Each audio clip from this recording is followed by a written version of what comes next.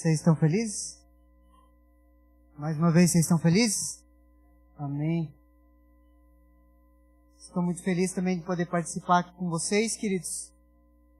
Eu quero compartilhar pensamento com vocês. Eu gostaria que você abrisse Provérbios, capítulo 25, no verso 2.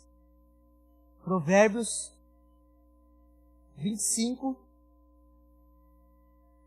versículo 2.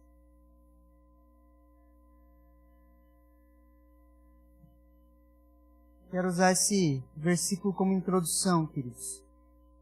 A palavra de Deus, ela fala assim, ó.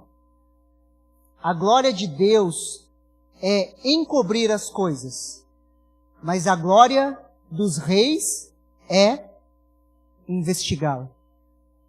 A glória de Deus é encobrir as coisas, mas a glória dos reis é investigá-la. Amém? Queridos, a glória de Deus é esconder algumas coisas. Muitas vezes Deus esconde algumas coisas. E tentar descobrir essas coisas é a minha e a sua glória.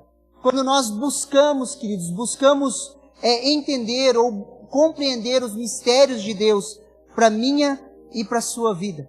Eu e você, como rei e sacerdote, queridos, nós somos chamados a descobrir aquilo que Deus tem para minha e para a sua vida. E é uma investigação, queridos, onde nós passamos tempo com Deus, orando, buscando a Deus, estando em comunhão com Deus, e nós vamos descobrindo o plano, o projeto e o propósito de Deus para as nossas vidas. Deus tem um projeto para minha e para a sua vida. Posso ouvir um amém? E cabe a nós, queridos, descobrir esse projeto, encontrar esse projeto, encontrar esse propósito, encontrar isso que Deus tem separado para as nossas vidas. E eu e você estamos inseridos em um plano celestial. Repete assim comigo, plano celestial. Eu e você estamos inseridos, queridos, em um plano celestial, em um projeto, algo que é muito maior do que eu e do que você. O plano de Deus para minha e para a sua vida, e esse projeto celestial onde nós nos encaixamos, ele é muito maior do que eu e do que você. Quando você se depara com aquilo que Deus tem chamado você para cumprir sobre a face da terra, você vai perceber que esse plano é muito maior do que você. Quando você descobre a visão de Deus para a sua vida, você vai se deparar com a sua incapacidade. Você vai perceber que o projeto de Deus, o chamado de Deus para a sua vida, ele é muito maior do que você. Pastor, como que eu faço para saber se uma visão é de Deus? Olhe para essa visão e perceba que ela vai ser muito maior do que você. E você vai perceber que com as suas forças, com o seu jeito, com a sua força natural, você não vai conseguir cumprir esse projeto. E eu e você estamos inseridos nesse projeto, nesse plano. E cabe a mim e a você investigá-lo, descobrir. Descobrir aquilo que Deus tem chamado para nós realizarmos. Descobrir aquilo que Deus tem projetado para as nossas vidas. Quando nós olhamos a cronologia bíblica, queridos, nós vemos, queridos, que existe um projeto de aproximadamente 6.000 anos em andamento. Quando nós olhamos a cronologia bíblica, queridos, nós olhamos de Adão até Abraão, 2.000 anos. De Abraão, queridos, até Jesus, mais 2.000 anos. Quando nós olhamos a era da igreja, queridos, de Jesus até nós, aproximadamente 2.000 anos. Um projeto celestial, queridos, de 6.000 anos. De Adão a Abraão, 2.000 anos. De Abraão até Jesus, mais 2.000 anos. De Jesus até nós, mais 2.000 anos. Estamos aproximadamente, queridos, fechando 6.000 anos. 6.000 anos. Quando nós olhamos, eu vi esses dias um cara mostrando e falando sobre um artigo científico. Sabe quando, eu vi até o Fábio Klein falando sobre isso. Sabe quando você tira assim um cabelo seu e manda pro laboratório e eles fazem a investigação dos seus descendentes, eles sabem de onde veio os seus ancestrais, você consegue descobrir que tipo de sangue você tem. Você já viu isso, sim ou não? Esse mapeamento. E eles fizeram mapeamento, queridos. Eles foram mapeando, e perceberam que toda a humanidade vem de um único casal. Há 6.000 anos atrás. Há 6.000 anos atrás. Quando nós olhamos para a cronologia bíblica, um plano de 6.000 anos. 6.000 anos. Olha o modelo de Deus, queridos. Deus cria os céus, a terra e todas as coisas em 6 dias. Sim ou não? Ele cria em 6 dias. E o sétimo dia ele descansa. Esse é o modelo da criação, queridos. Olha o que 2 Pedro, capítulo 3, versículo 8 nos fala. Segunda carta de Pedro, capítulo 3, versículo 8. A palavra de Deus fala assim: mas há uma coisa, amados, que vocês não devem esquecer. Imagine, queridos, o apóstolo Pedro, aquele que andou 3 anos e meio com Jesus, aquele que recebeu da fonte, aquele que foi preparado e treinado por Jesus, na sua segunda carta ele fala, ele destaca algo que eu e você não podemos esquecer. Amados, há uma coisa que vocês não devem esquecer. Que para o Senhor, um dia é como 1.000 anos. E 1.000 anos são como um dia. Queridos, eu e você estamos no final do 6º dia. Entrando no final dos 6.000 anos. Entrando no 7º dia. Entrando no 7º milênio. Entrando no 7º milênio. No 7º dia. Olha o que 1 João, capítulo 2, versículo 17 e 18 nos fala.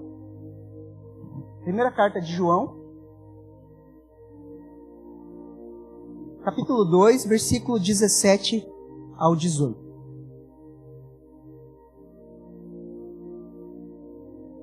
Ora, o mundo passa, bem como os seus desejos, mas aquele que faz a vontade de Deus permanece para sempre. Queridos, isso aqui é uma verdade absoluta. Amém? O mundo passa. Repete assim comigo. O mundo passa. Isso é uma verdade absoluta, queridos. Aqueles que são, daqui a um tempo não vão mais ser. Aqueles que têm, daqui a um tempo não vão mais ter. Tudo passa. Menos aqueles que fazem a vontade de Deus e permanecem para sempre. Uma verdade absoluta. E ele continua, versículo 18. Filhinhos, esta é a última hora. Esta é a última hora. E como vocês ouviram que o anticristo vem, também agora muitos anticristos têm surgido. Por isso sabemos que é a última hora. Queridos, a primeira carta de João, ela foi escrita na igreja de Éfeso, quando João pastoreava essa igreja. Aproximadamente 85 anos da era moderna, dos tempos depois de Cristo. Então, essa carta, queridos, foi escrita aproximadamente em 85 depois de Cristo. Se lá, queridos, o apóstolo estava falando, esta é a última hora, imagine nós, queridos, que estamos vivendo quase 2.000 anos depois. Estamos vivendo, queridos, os últimos segundos. Nós estamos vivendo, queridos, os últimos segundos. Não estou querendo prever a volta de Jesus, queridos, mas eu e você estamos vivendo os últimos segundos. Sim ou não? Consegue me entender?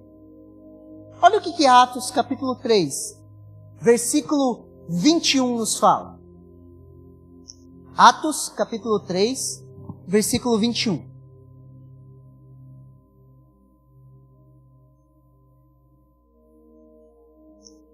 Discurso do apóstolo Pedro, queridos. O qual convém que o céu contenha, até o tempo da restauração de tudo, das quais Deus falou pela boca de todos os seus santos, os profetas, desde o princípio. Ao qual, Jesus, convém que os céus contenham. Algumas traduções vão falar os céus detenham.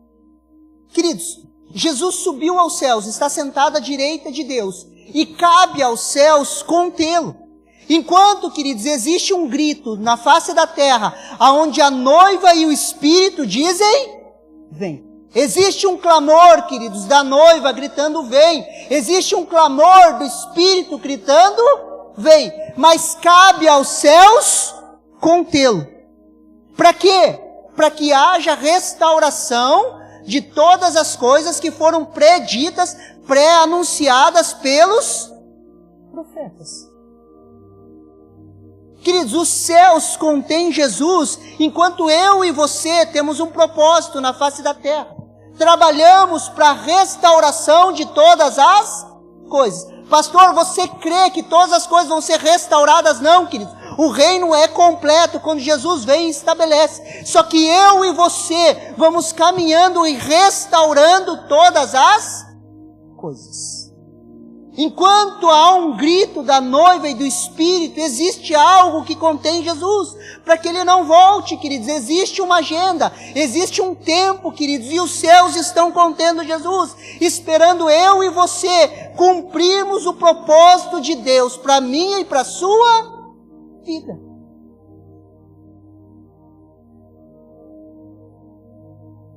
Até o tempo da restauração de todas as coisas. Queridos, Deus, Ele tem uma agenda. Deus, Ele tem uma agenda. Quando nós olhamos Romanos capítulo 11, queridos, você vai ver que existe uma janela que foi aberta para a salvação dos gentios. E essa janela, ela vai se fechar, queridos. No tempo certo, ela vai se fechar. Nós vamos ver a restauração da casa de Israel, o tempo dos gentios se fechando, o reino de Deus sendo estabelecido sobre a face da terra. Deus, Ele tem um tempo, queridos, e eu e você estamos inseridos nessa agenda, nesse propósito, e Deus quer te usar de forma sobrenatural. Fala um amém aí. Deus quer te usar de forma sobrenatural, queridos, para manifestar a sua vontade sobre a terra. Eu e você estamos trabalhando para a restauração de todas as coisas. Todas as coisas. E fomos comissionados a isso. Olha o que Mateus capítulo 28, versículo 16 ao 20 nos fala. Mateus 28, do 16 ao 20. Um texto muito conhecido, queridos. Então, os 11 discípulos partiram para a Galileia e foram ao monte ao qual Jesus havia indicado. Quando o viram, o adoraram. Alguns deles, porém, duvidaram. Jesus se aproximou deles e disse: toda autoridade nos céus e na terra foi-me dada. Portanto, vão e façam discípulos de todas as nações, batizando-os em nome do Pai, do Filho e do Espírito Santo. Ensinem esses novos discípulos a obedecerem todas as ordens que eu lhes dei. E lembrem-se disto: estou sempre com vocês, até o fim dos tempos. Queridos, essa é uma conversa com os 11. Os 11 discípulos que foram treinados, os 11 discípulos que foram pastoreados, os 11 discípulos que andaram perto de Jesus. Interessante, queridos, que quando Jesus aparece para eles, no monte que ele havia combinado, Jesus aparece, queridos, ressurreto. Alguns o adoram e outros duvidam. Alguns o adoram e outros duvidam. Deixa eu te dar um conselho. aprenda a adorar Jesus. Queridos, aprenda a adorar Jesus. Lá na colônia, queridos, vocês sabem do contexto, nós estamos lá na colônia, e uma vez chegaram para mim e para Kelly, mas a igreja de vocês é muito barulhenta. Queridos, ou nós adoramos a Jesus, ou nós duvidamos. Quer ver um exemplo? Imagina Jesus entrando naquela porta agora, queridos, agora.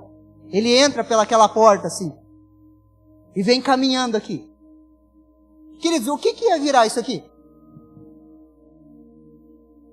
Querido, todo mundo ia querer pular no pescoço dele, sim ou não? Você não ia querer pular, dar um beijo nele? Abraçar ele? Queridos, ia virar uma bagunça isso aqui, queridos. Todo mundo gritando, sabe? Tietagem, assim, todo mundo em cima, assim, ele passando, assim. Todo mundo em cima, queridos, aquele fervo, aquela bagunça, todo mundo querendo as cadeiras sendo arrastadas. Deixa eu falar uma coisa, ele está aqui, sim ou não? Aprenda a adorá-lo, queridos, não duvide.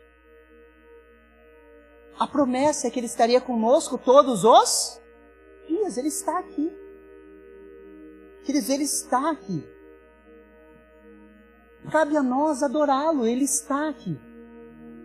Não duvide no seu coração. Quando o pastor Fábio falou que nesses 25 anos ele nunca faltou uma celebração, queridos, é verdade, ele nunca faltou uma celebração. E no horário, nunca atrasou, queridos. No horário certo ele estava aqui, te esperando. Sim ou não? Então aprenda a adorá-lo, queridos, aprenda. Por quê? Porque ele é digno, queridos. Ele é digno. E ele continua. Toda a autoridade foi me dada nos céus e na terra. Toda a autoridade foi dada. Qual autoridade, pastor? A mesma autoridade que o primeiro Adão perdeu no jardim. Olha o que Gênesis capítulo 1, versículo 26 nos fala. Gênesis capítulo 1, versículo 26.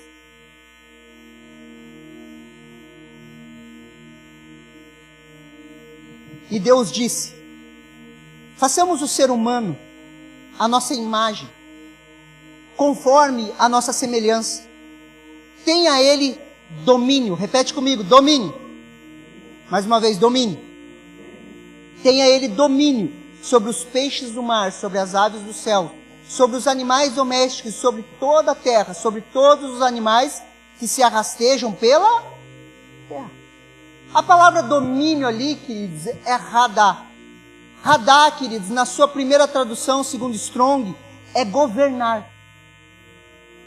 Governar. Então nós poderíamos trocar a palavra domínio por governo. O homem perde o governo. Na queda de Adão, queridos, ele perde o radar, o governo. E Jesus, em sua obediência, ele recupera esse domínio. Ele recupera esse governo, ele recupera a autoridade. Quando Jesus obedece, queridos, ele toma a chave do inferno e da morte, queridos, e ele recebe toda a autoridade. O nome de Jesus está acima de todo o nome. E todo o joelho se dobrará ao nome de Jesus. Todo o joelho. Por quê? Porque toda a autoridade nos céus e na terra foram dadas a Jesus. Olha o que o versículo 19 nos fala. Mateus 28, 19.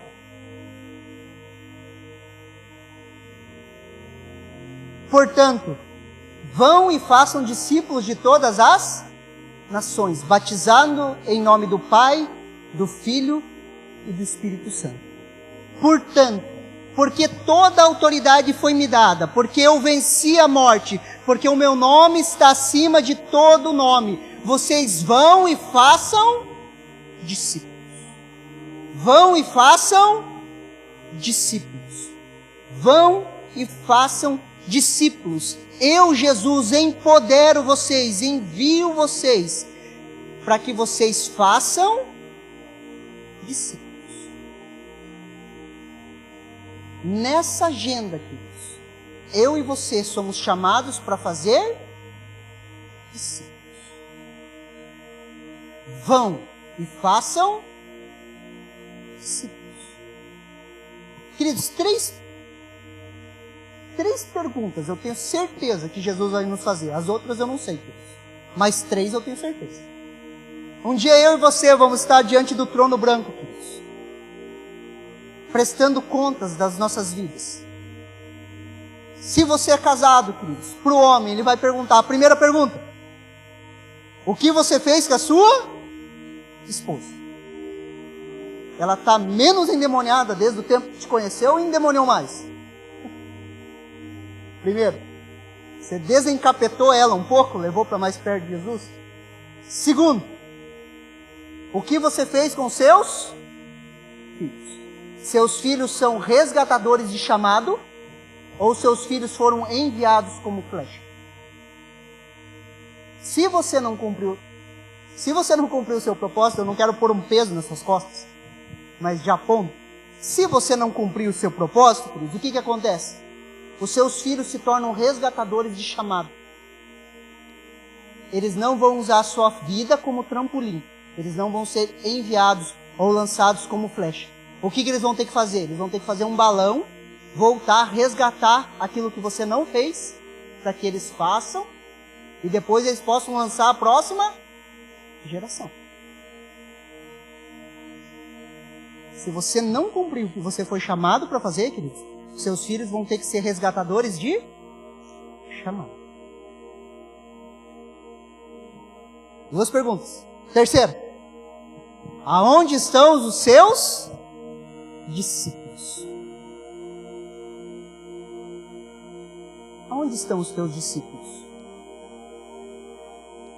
Aonde estão as pessoas que você discipulou? Aonde estão as pessoas que você investiu tempo? Aonde estão? Porque assim como eu fui enviado, Jesus fala, eu vou enviar vocês. E o envio dele é para quê? Para que eu e você possamos fazer discípulos. Olha o que João capítulo 20, versículo 19 ao 21 nos fala.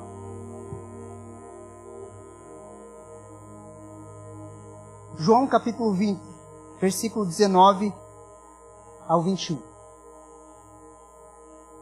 Ao cair da tarde daquele dia, o primeiro dia da semana, estando trancados à porta da casa onde estavam os discípulos, com medo dos judeus, Jesus se pôs no meio deles, dizendo, que a paz esteja com vocês. E dizendo isso, lhes mostrou a mão e o lado.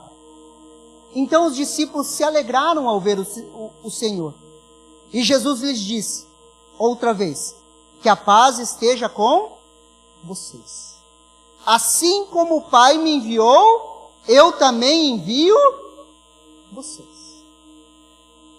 Assim como o Pai me enviou, eu envio vocês. Como que o Pai enviou Jesus? Queridos, preste atenção aqui em mim. Faltou alguma provisão para Jesus? Não. Faltou sabedoria para Jesus?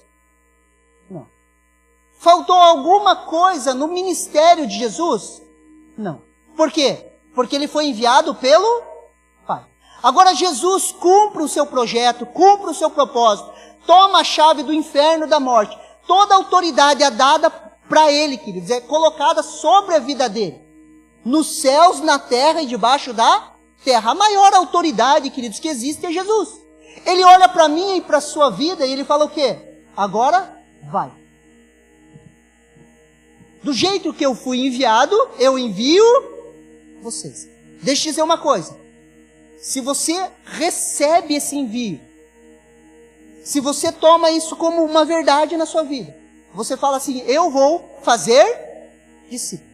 Deixa eu te dizer uma coisa, não vai te faltar sabedoria, não vai te faltar tempo, não vai te faltar energia, não vai te faltar nada. Porque assim como Jesus foi enviado, você está sendo enviado.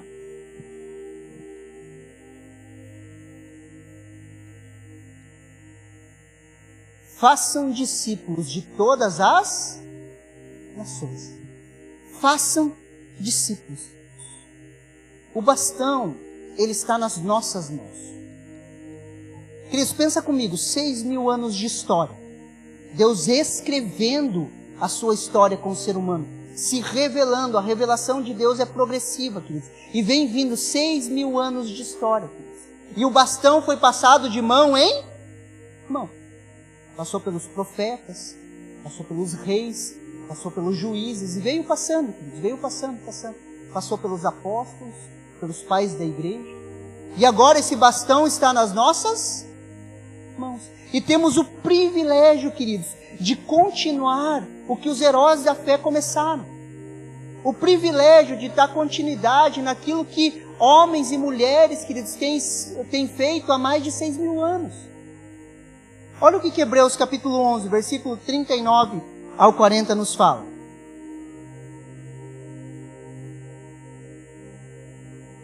Hebreus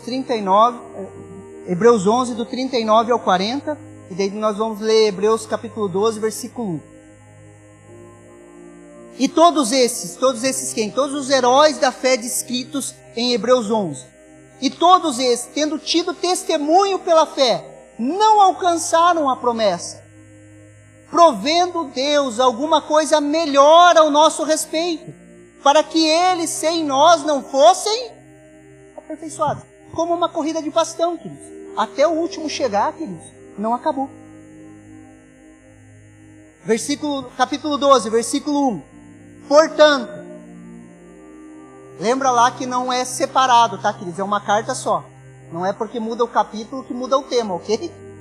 E ele continua: portanto, nós também que estamos rodeados de grande nuvem de testemunhas, deixemos todo embaraço e o pecado que tão perto nos rodeia, e corramos com paciência a carreira que Deus nos está proposta. Queridos, eu e você estamos dando continuidade a algo. Quando ele fala que nós estamos rodeados de tão grande nuvem de testemunhas, queridos, nós associamos ao capítulo 11, e nós entendemos, queridos, que é uma grande nuvem de testemunhas dos heróis da fé, das histórias que nos contaram, das coisas que aconteceram, dos heróis do passado, queridos, que carregaram esse bastão. Há uma grande nuvem de testemunhas torcendo por mim e por você, para que a gente chegue ao final da carreira que Deus tem proposto para nós, e nós possamos passar o bastão, queridos, para a próxima geração, e eles continuem até a vinda de Jesus. Nós estamos rodeados dessas testemunhas, queridos, que estão torcendo por nós, por essa carreira, queridos. Queridos, ninguém começa algo novo. Ah, pastor, tivemos uma nova revelação, vamos começar algo novo. Queridos, não existe isso. Não tem como se começar algo novo, queridos. Nós só damos continuidade àquilo que já está sendo feito há 6.000 anos nesse plano e projeto de Deus. Ninguém começa algo novo, queridos. Nós damos continuidade àquilo que já está sendo feito. Sim ou não? Quando nós olhamos 25 anos, queridos, quem que está fazendo algo novo, queridos? Nós só estamos dando continuidade àquilo que já foi feito. Quando você olha a história dos avivamentos, queridos, é uma chama que vem se alastrando. Quando você olha o Wesley, queridos, John Wesley incendiou a Inglaterra, queridos. Nós olhamos para a vida dele, mas ele foi tocado pelos moravianos, queridos, que levantaram uma torre de oração de 100 anos, 24 horas por dia. E é uma continuidade das coisas, queridos. Ninguém começa algo novo. Ah, vamos abrir uma nova igreja, vamos começar algo novo do zero, é impossível. Amém? Nós estamos dando continuidade, queridos. Visualize todas as vezes que você discipula alguém, queridos. Todas as vezes que você está fazendo grupo familiar, existe uma grande nuvem de testemunhas te encorajando. A história dessas pessoas que iniciaram, que começaram, que passaram o bastão para nós. O Evangelho chegou até você, queridos, porque pessoas se levantaram. O Evangelho chegou a mim, a você, queridos, porque pessoas se levantaram, homens e mulheres deixaram seus países, suas famílias e pregaram o Evangelho. Eles se desafiaram a fazer discípulos, queridos. Todas as vezes, queridos, que você sobe, ou nós subimos para pregar em um púlpito, queridos. Todas as vezes, queridos, que nós subimos para pregar em um púlpito, todo púlpito tem uma história de renúncia, de entrega e de lágrimas. Queridos, quando nós olhamos aqui, queridos, 25 anos, existe uma história de renúncia, de entrega e de lágrimas. Pessoas que renunciaram à sua vida em prol do Evangelho.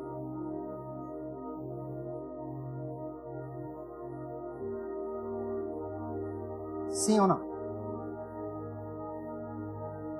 Quando nós olhamos o gráfico do crescimento da igreja, que nós podemos chamar de igreja evangélica no Brasil, nós olhamos o gráfico ali em 1890, queridos, o percentual de evangélico era extremamente pequeno, não dava 1%. Se eu não me engano, é 0,2%. Quando nós olhamos esse gráfico de crescimento, queridos, nós vamos vendo e lembrando os avivamentos da década de 70 no Brasil, nós vamos vendo que esse gráfico vai crescendo, crescendo, crescendo, das pessoas que se dizem evangélicas. Nós podemos aqui discutir, queridos, se são nascidos de novo, se não são, se tiveram encontro com Jesus, queridos. Podemos discutir, mas esse não é o caso. Quando nós olhamos o crescimento e essa curva de crescimento, queridos, está previsto para 2030, nós chegarmos a 39,8% da população, quase 40% da população brasileira se dizendo evangélica. 2030. Vai ser a hora que nós vamos passar a Igreja Católica, queridos. Um percentual. Está projetado agora para 2030. Nisso nós olhamos, queridos, e observamos, nós vamos ter um crescimento de pelo menos 10%. 10%. Nós vamos pular de um pouquinho menos de 30% para 40%. Se a gente fizer um cálculo rápido, querido, de 200 milhões de pessoas, 200 milhões de brasileiros, 10% da população se tornando cristã evangélica, queridos, cálculo bem básico, nós vamos ter, pelo menos nos próximos 7 anos, 20 milhões de pessoas se convertendo no Brasil. Segundo projeções, querido. Isso nós não estamos falando de um avivamento que nós esperamos, amém? Só projeção, queridos. 20 milhões de pessoas sendo espalhadas nas igrejas brasileiras. 20 milhões, queridos. Até 2030. A grande questão é, quem que vai cuidar dessas pessoas? Quem que vai dar continuidade a isso que está sendo feito? Queridos, isso a gente está falando de projeções, queridos. Nós cremos em um avivamento na nação brasileira. Sim ou não? Nós cremos que isso pode ser muito maior, queridos, exponencialmente maior. Quem que vai cuidar dessas pessoas? Quem que vai pregar para essas pessoas? Quem vai discipular essas pessoas? Olha o que Romanos capítulo 10, queridos, versículo 13 ao 15 nos fala.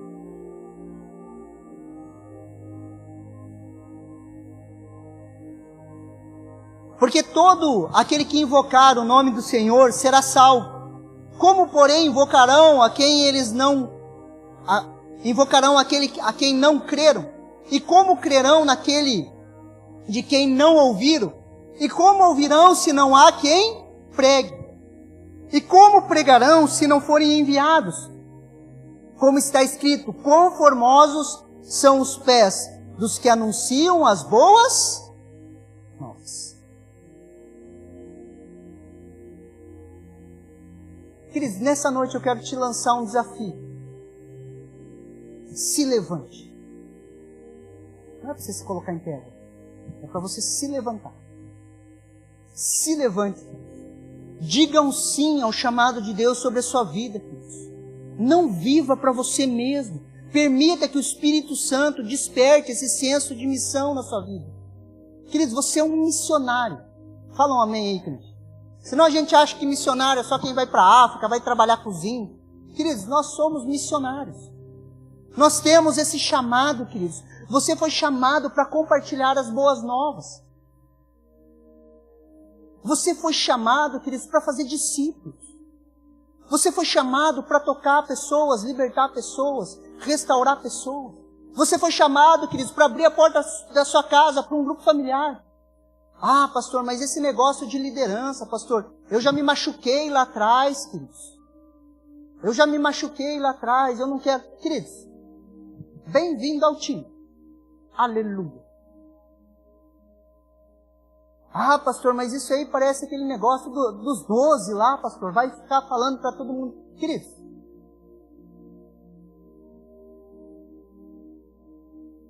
eu fui para o encontro, queridos, em 2003. Vai fazer 20 anos. Logo que eu voltei do encontro, queridos, eu já comecei praticamente a liderar. Já fui indo atrás dos meus amigos, fui ganhando pessoas. E naquele tempo eles falavam assim, nos ensinavam. Queridos. Falavam assim, né? 2008 o Brasil será? Ou 2010 o Brasil aos seus pés. 2012 o Brasil vai espalhar missionários para as nações. E muita gente, queridos, creu. Eu criei nisso de todo o coração, queridos. Fazia grupo onde eu podia, queridos. Fazia célula na empresa onde eu trabalhava, que ele trabalhava comigo. Na hora do almoço tinha 35 minutos, queridos, almoçava e fazia célula. E eu falava isso, 2008 o Brasil será outro, 2010 o Brasil aos seus pés.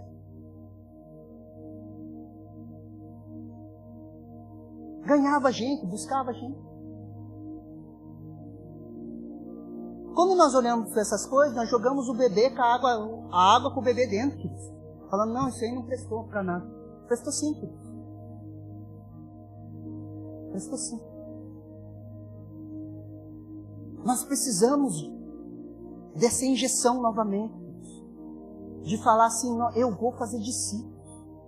Eu vou gastar a minha vida cuidando de pessoas. Uma vez eu estava ouvindo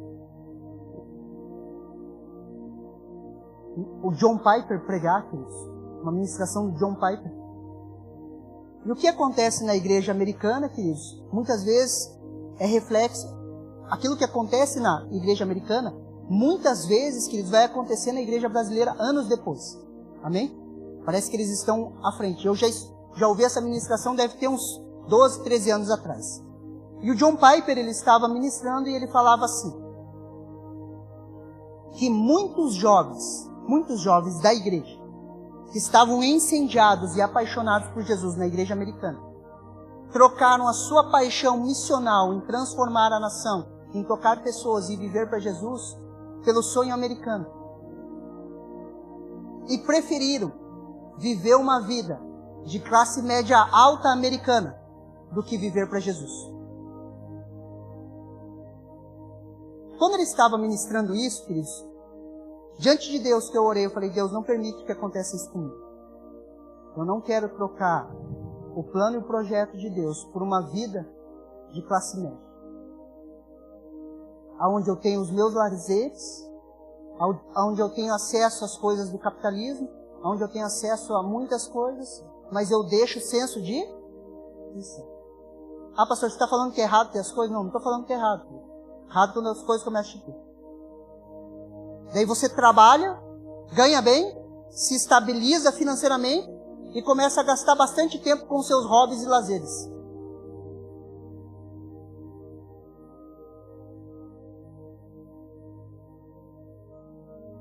Pastor, eu não tenho tempo para pessoas. Mas geralmente, queridos, nós vamos ter tempo para aquilo que nós gostamos, nós vamos ter tempo com Netflix, nós vamos ter tempo para um monte de coisa. E sem perceber, queridos, nós trocamos o nosso senso de missão por uma vida confortável. Sem renúncia, sem entrega. Uma vez conversando com o pessoal, passou até com a gente no grupo de jovens, conversando com eles. Eles brincavam assim, já passou falando com um dos meus discípulos, um dos rapazes que andava comigo, era do meu grupo familiar. Já passou essa vontade de transformar o mundo? Quando passar essa vontade, você vem conversar comigo e nós se estabilizamos aqui junto.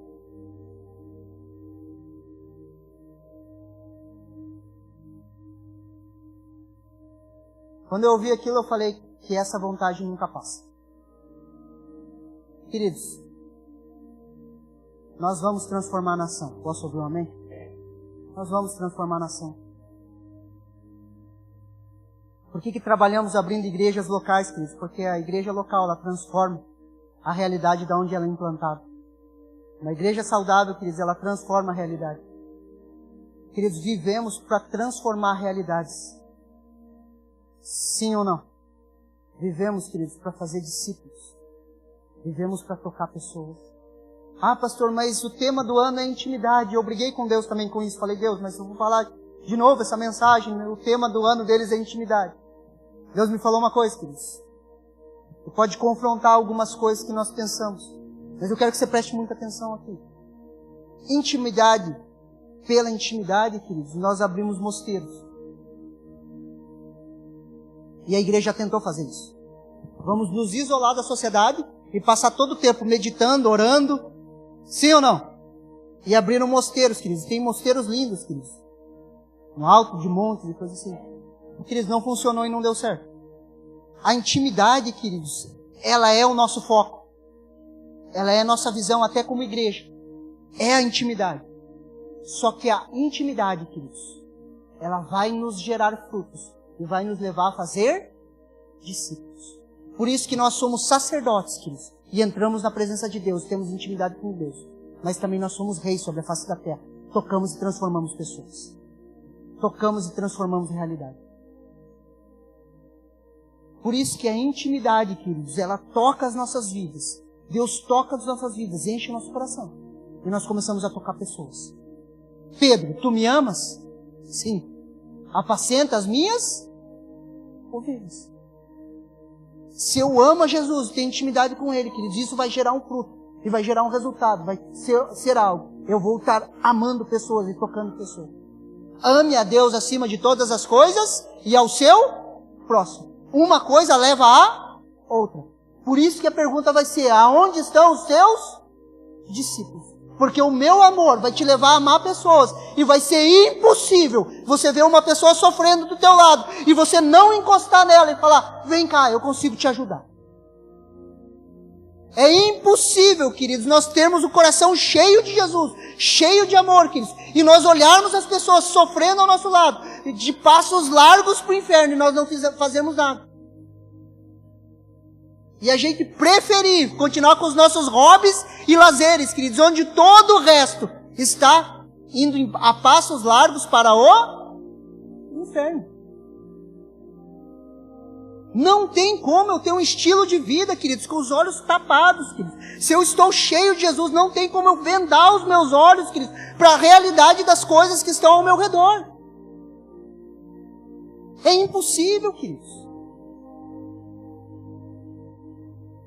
Quando os nossos olhos são desvendados, queridos, nós começamos a dar valor a coisas que nós não dávamos valor. E aquilo que nós dávamos valor, o mundo passa.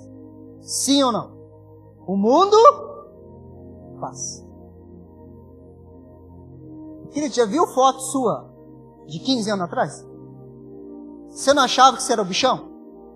Nossa, que roupa massa, né? Você não achava que você era o bichão? Você olha uma foto de 15 anos atrás e fala, meu Deus, como eu andava desse jeito? Por quê, queridos? Por quê? Passa. O tênis que você acha bonito hoje, que você se esforça para comprar, o relógio, a roupa, queridos, que você dá a vida para isso, daqui a pouco você vai olhar daqui a 10 anos e falar, nada a ver essas roupas que eu usava, né?